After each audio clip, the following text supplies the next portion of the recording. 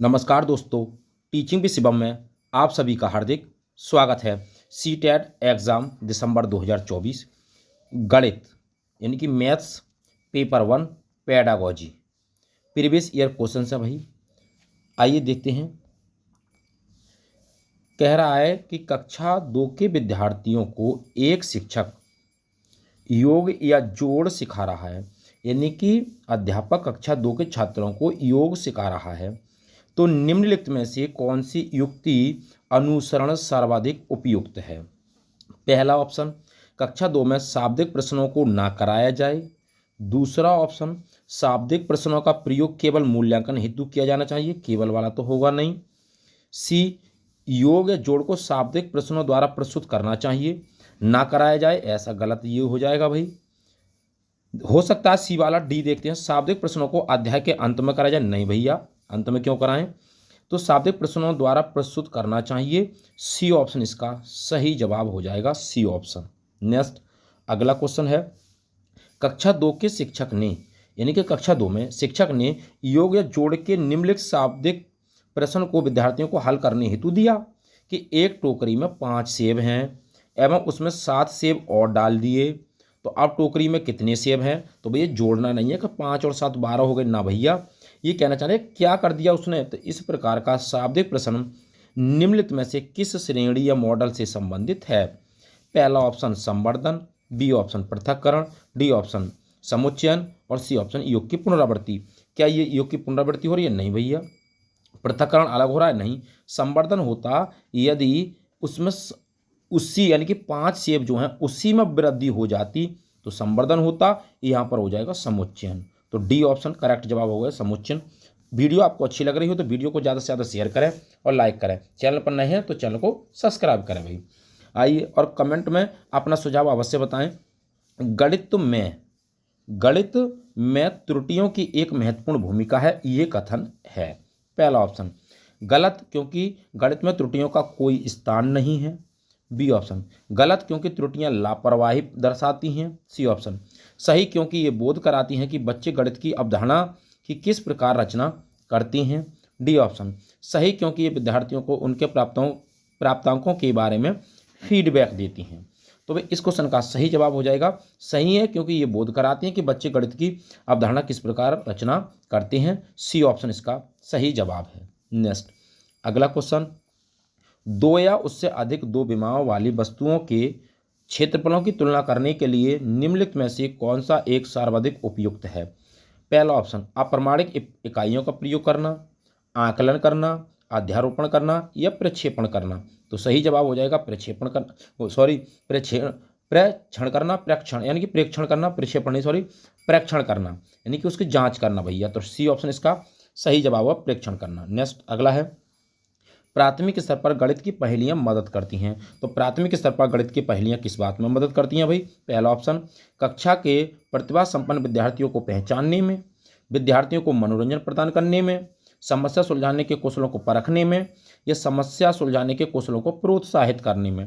तो इसका सही जवाब हो जाएगा भाई प्रोत्साहित, पॉजिटिव टैग वर्ड्स है। तो डी ऑप्शन इसका करेक्ट जवाब हो जाएगा। नेक्स्ट अगला क्वेश्चन है, गणितीय संचारण उल्लेख करता है, किस बात का उल्लेख करता है?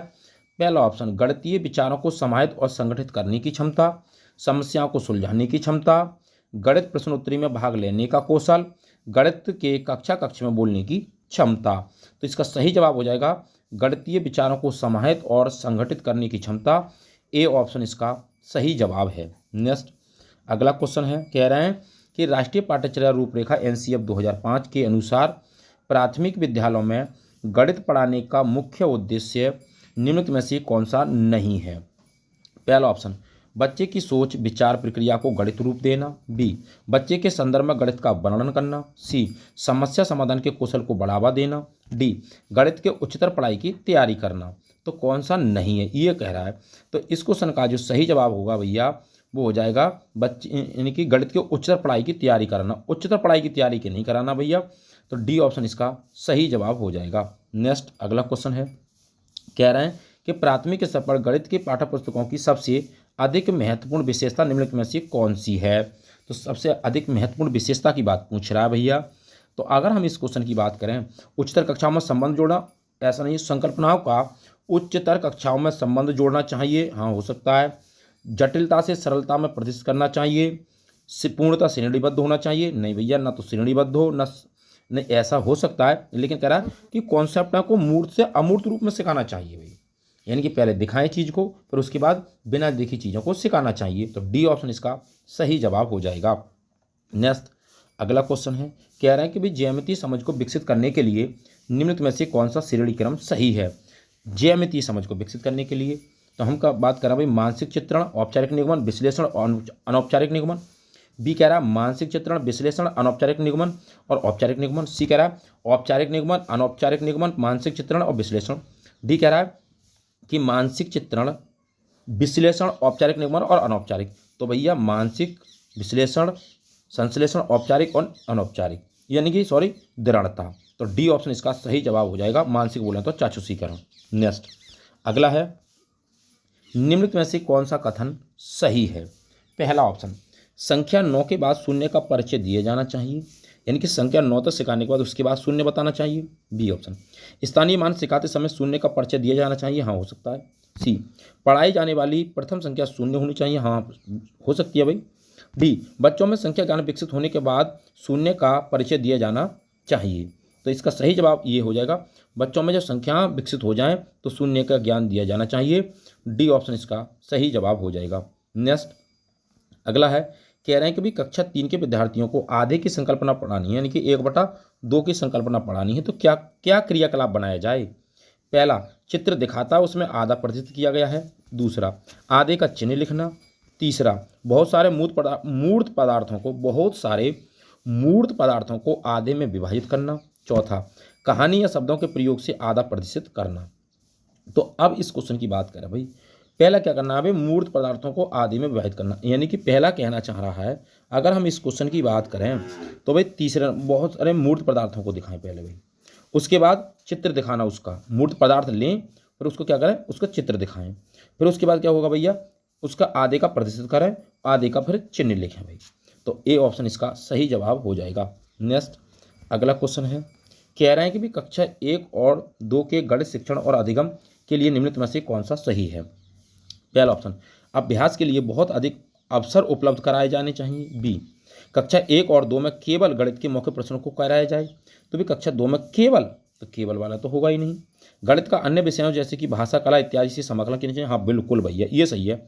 गणित नहीं पढ़ाया ऐसा कुछ नहीं है, और विषयों के साथ भी गणित को जोड़ा जाए भैया, तो समाकलन किया जाए। सी ऑप्शन इसका सही जवाब है। नेक्स्ट, निम्नलिखित में से कौन सा सही नहीं है।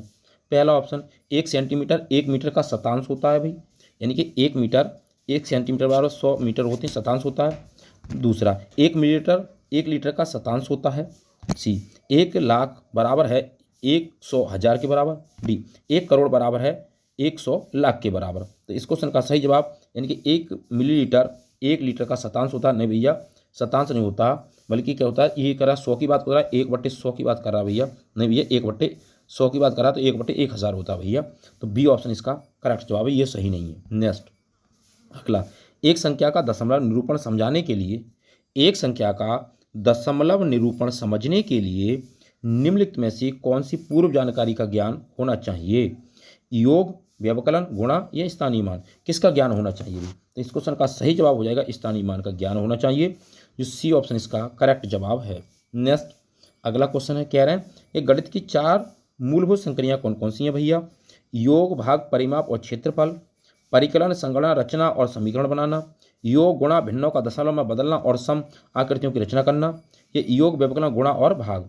तो सही जवाब इसका हो जाएगा जोड़, घटा, गुणा और भाग, यानी कि योग जोड़, व्यवकलन घटा, गुणा और भाग। तो डी ऑप्शन इसका करेक्ट जवाब हो जाएगा, योग, व्यवकलन, गुणा और भाग। तो उम्मीद करता हूं दोस्तों गणित पेडागॉजी से संबंधित जो महत्वपूर्ण प्रश्न थे आपको अच्छे लगे होंगे।